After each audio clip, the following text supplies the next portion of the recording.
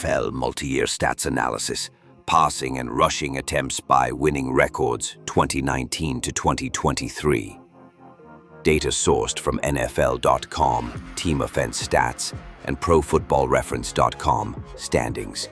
Seasons 2019 to 2020 had 16 games, 2021 to 2023 had 17. Winning records defined as W over L, ties excluded from comparison. Across years, winning teams averaged fewer passing attempts and more rushing attempts than losing non-winning teams, reflecting clock control in leads versus comeback passing. Trends show increasing pass attempts league-wide, but the gap persists. From 2019 to 2023, NFL winning teams and losing or non-winning teams exhibited varying averages in passing and rushing attempts, both total and per game, across a standard 32-team league.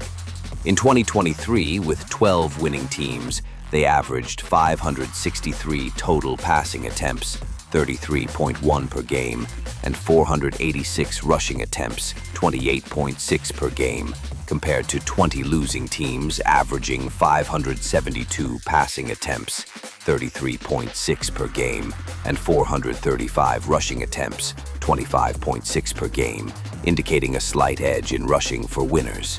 The 2022 season saw 10 winning teams with averages of 570 passing attempts, 33.5 per game, and 490 rushing attempts, 28.8 per game, while 22 losing teams had 562 passing attempts, 33.1 per game, and 488 rushing attempts, 28.7 per game, showing marginally higher passing and rushing for winners.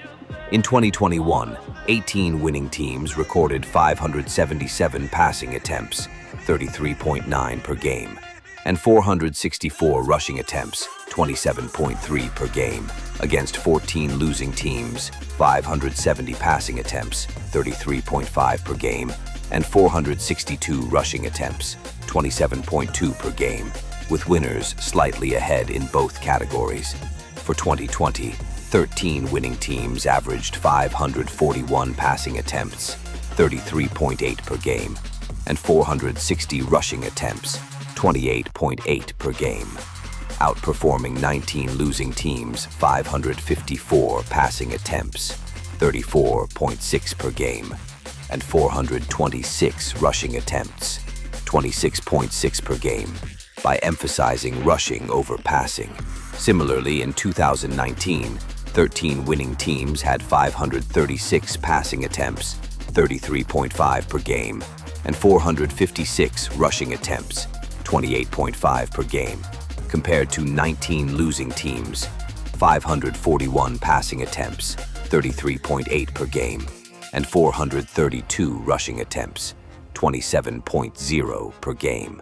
Again, highlighting a pattern where winning teams often prioritized rushing attempts while maintaining comparable or lower passing volumes.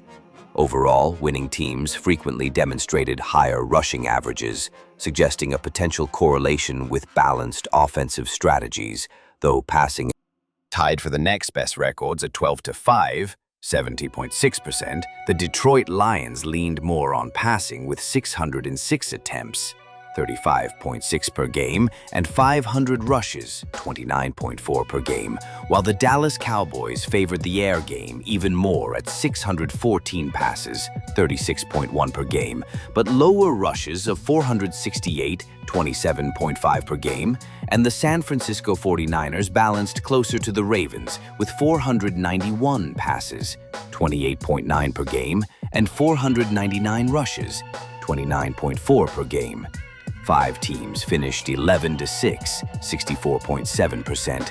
The Kansas City Chiefs passed heavily at 635 attempts, 37.4 per game, but rushed less with 417, 24.5 per game. The Buffalo Bills recorded 579 passes, 34.1 per game, and 512 rushes, 30.1 per game. The Miami Dolphins had 566 passes, 33.3 per game, and 456 rushes, 26.8 per game.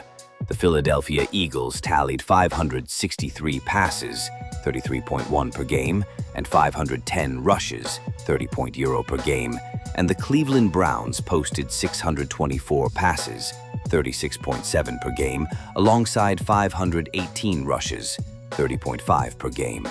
Rounding out the list at 10-7, 58.8%, the Los Angeles Rams had 583 passes, 34.3 per game, and 477 rushes, 28.1 per game. The Pittsburgh Steelers favored balance with 506 passes, 29.8 per game, and 487 rushes, 28.6 per game. And the Houston Texans passed 592 times, 34.8 per game, but rushed only 444 times, 26.1 per game. Overall, these successful teams showed a mix of pass-oriented and run-focused offenses, with many high-win squads demonstrating strong rushing volumes to complement their aerial attacks. Overall insights, 2019-2023, winning teams averaged 557 total passing attacks, 32.8 per game, and 479 total rushing attacks, 28.2 per game. Losing teams 560, 33.0 per game passes, and 448, 26.4 per game rushes. Trend. Passing attempts rose from Trong 539, 2019 to I 568, 2023, league-wide, but winning teams consistently rushed more, correlation 0.4 with wins vs. minus 0.1 for passes. 11 of top 15 rushing teams per year had winning records. High pass teams often lost. For example, 2023 Commanders, 636 passes, 4-13. Comparison of 2024 NFL stats with PFF positional ratings. Using data from previous analyses, passing/rushing attempts wins from NFL.com/Pro Football Reference, and PFF positional grades/rankings, sourced via tool. Positive correlation with wins. R is approximate 0.50.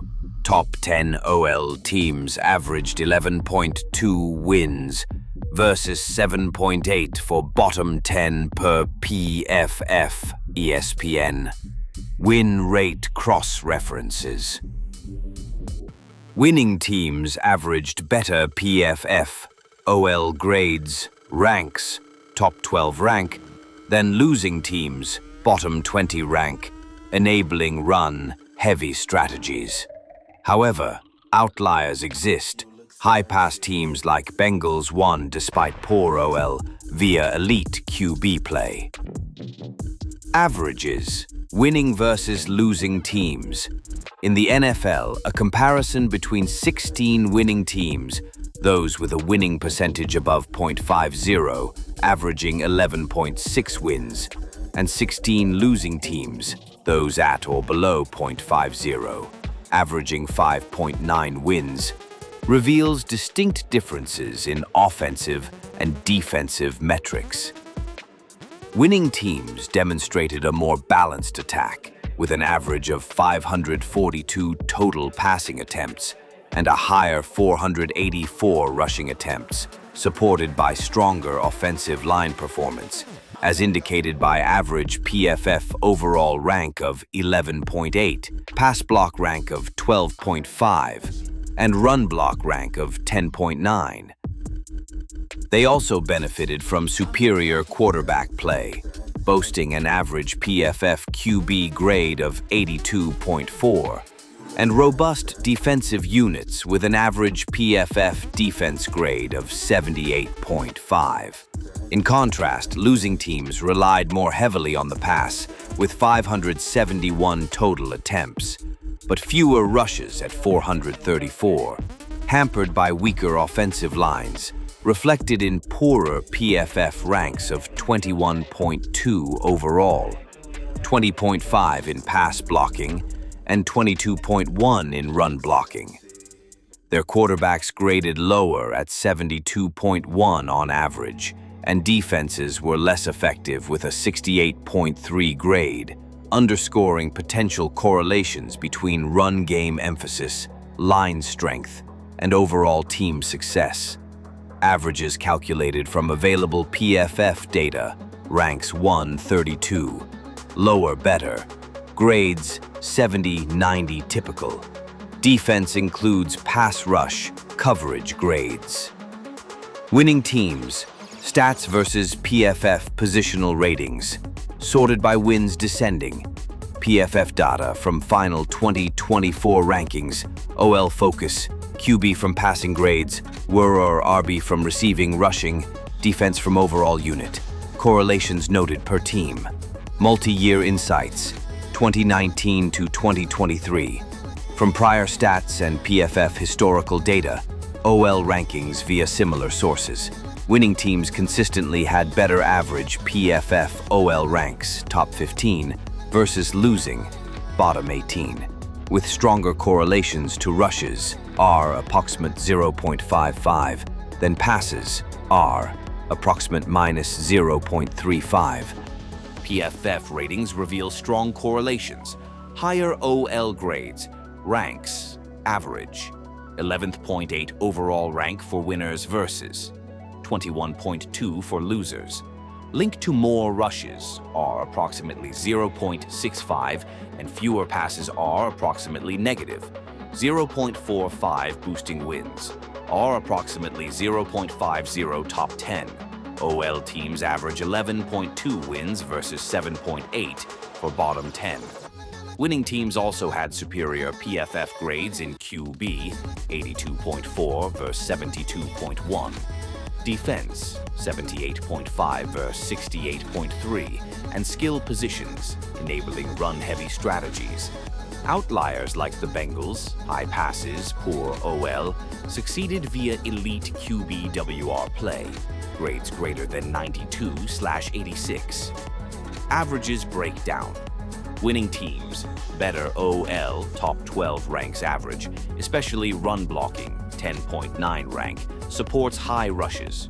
Quarterback and defense grades approximately 10 points higher than losers. Losing teams, weaker OL, bottom 20 ranks, forces more passes and fewer rushes, correlating with lower efficiency and wins. Notable examples from winning teams. Run-heavy success, high OL RB grades. Eagles, third OL rank, 88.7 RB grade, led rushes, 621, with fewest passes, 448, 14 wins.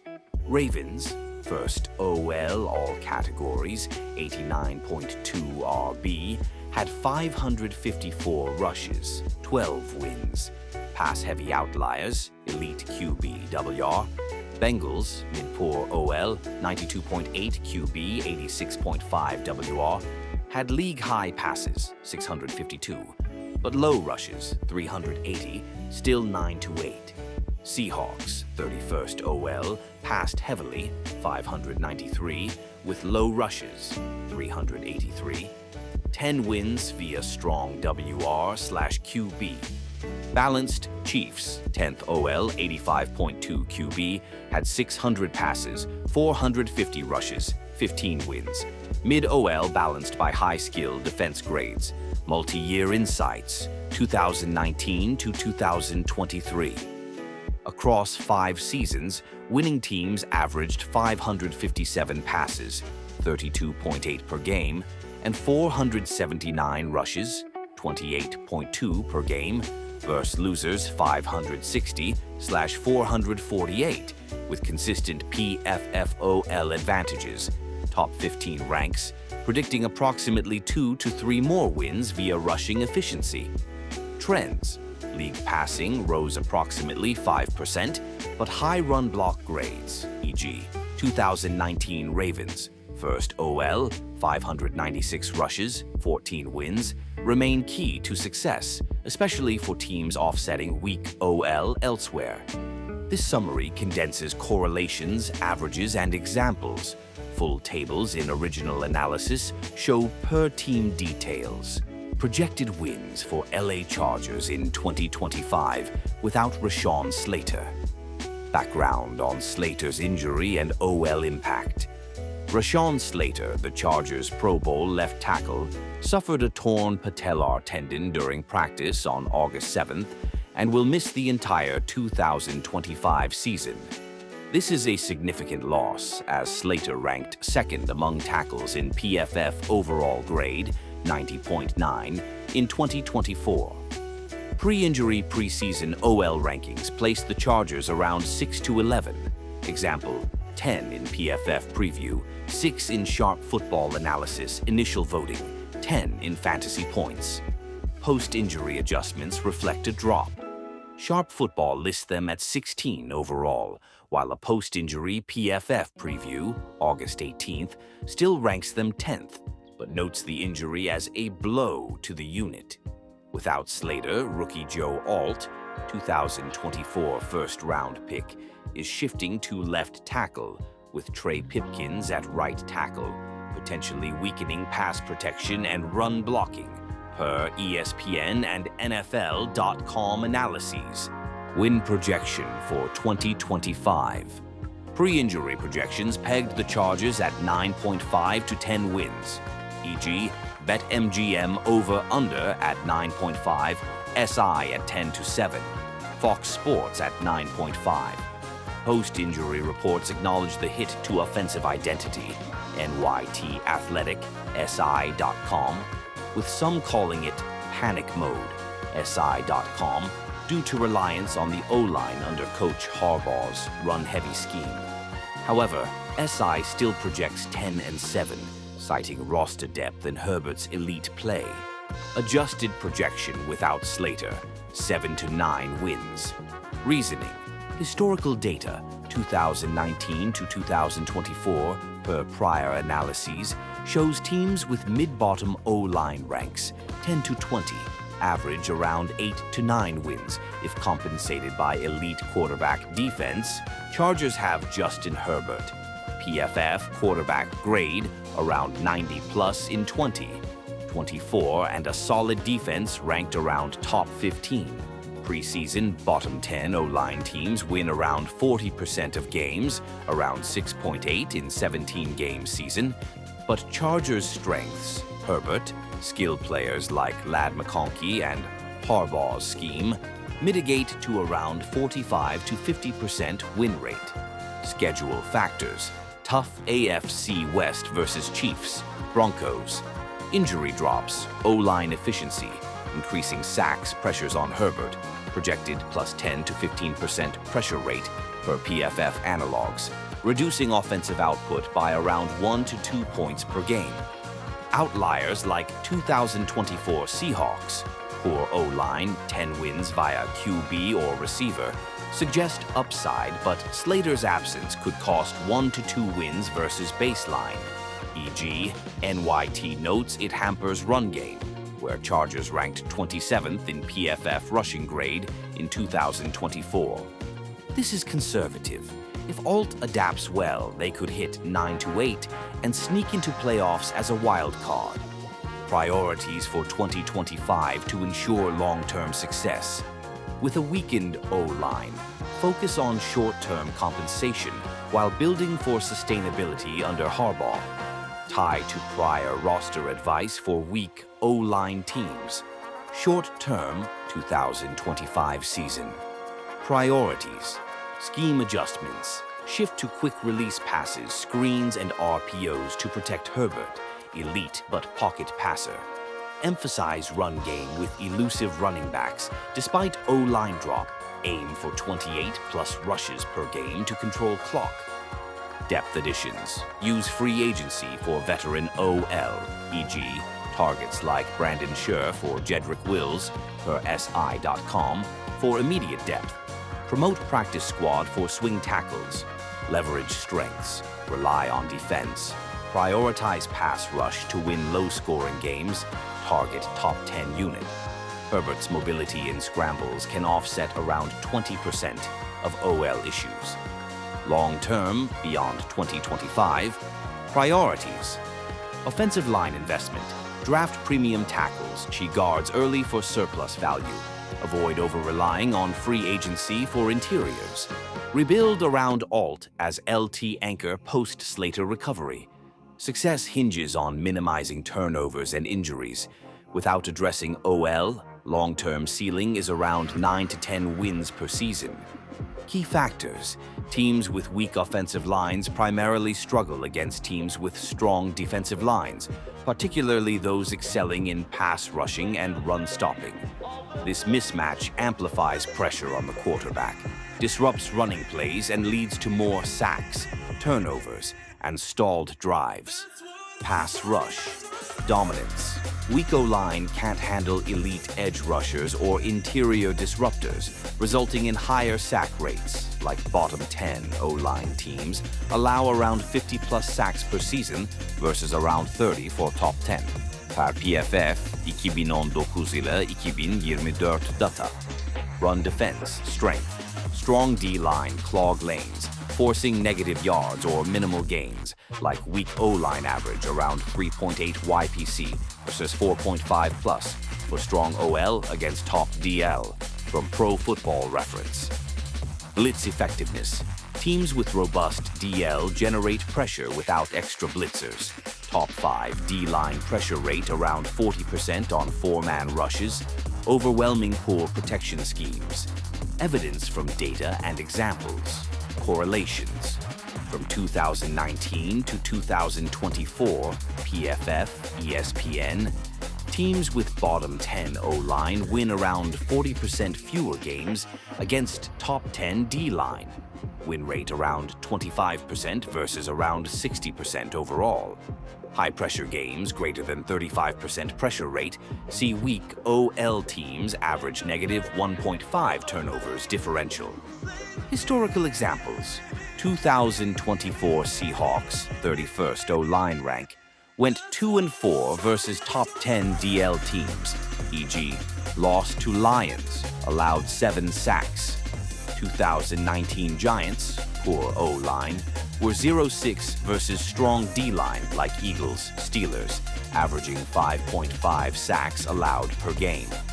Outliers, mobile QBs, e.g., 2024 Bengals versus strong D-line, mitigate with quick releases, but still lose around 50% of such matchups. 2025 projections. Teams like Chargers, post-Slater injury, around 16th O-line. Project 1 to 2 fewer wins versus elite D-line, e.g., Steelers number 1 D-line per PFF, emphasizing need for scheme adjustments. Undrafted cornerback Nico Reed earned a roster spot after strong preseason performances, including key plays in the finale against the 49ers. Former NIU and Rutgers cornerback Eric Rogers survived cuts to join the secondary, adding depth from his college experience. Safety, Kendall Williamson made the team as part of several unexpected secondary inclusions. Offensive tackle Austin DeCulis arrived via trade from the Texans for a conditional 2027 seventh-round pick, addressing line depth after Rashawn Slater's injury. DeCulis started 46 games at LSU and set a program record with 61 appearances. Veteran quarterback Taylor Heineke was released, securing the backup role for former first-rounder Trey Lance.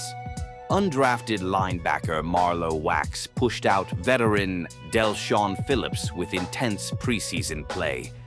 Rookie tight end Oronde Gadsden II, son of ex-Dolphins receiver Oronde Gadsden, provides pass-catching potential. Rookie running back Raheim Sanders was cut, thinning the backfield despite his college production at Arkansas and South Carolina. Long snapper Josh Harris landed on injured reserve with return eligibility after a preseason injury. Player physical dimensions and PFF, preseason grades. This group of players represents a mix of undrafted free agents, rookies, and veterans who were highlighted in the Chargers' 2025 roster decisions, with several surprises in who made the cut versus who was waived or placed on IR. Physically, the data reveals patterns in size and athletic profiles that align with positional needs under Coach Jim Harbaugh's system, which emphasizes physicality, depth in the trenches and secondary, and versatile skill players. PFF preseason grades are sparse, as many veterans sit out or play limited snaps. But where available, they correlate strongly with roster outcomes, suggesting performance in exhibition games was a key factor. Physical dimensions insights. Secondary players, Reed, Rogers, Williamson. These cornerbacks and safeties skew toward agility over bulk, with heights ranging from 5 feet 10 inches to 6 feet 2 inches and weights under 205 pounds. Except Williamson at 203 pounds, Rogers stands out with superior length, 32 and 1/8 inch arms, 76 and 3/4 inch wingspan, which likely aided his coverage in preseason games.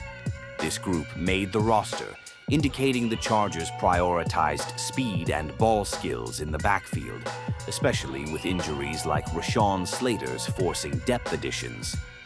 Reed's smaller frame, 5'10", 180 pounds, didn't hinder him, as his undrafted status was overcome by strong play. Offensive linemen and big bodies, Deculus.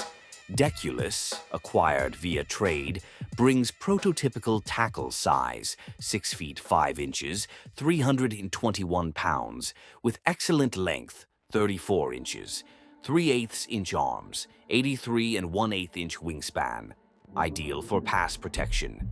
His addition addresses line depth, and his physical profile, long arms for blocking, fits Harbaugh's run-heavy scheme. No other linemen in this list, but his metrics highlight why he survived cuts. Skill position players, Rice, Gadsden 2, Sanders, Harris. Wideouts and tight ends like Rice, 6'3", 210 pounds, 78 inch wingspan, and Gadsden 2, 6 feet 5 inches, 243 pounds, 81 and 5/8 inches. Wingspan.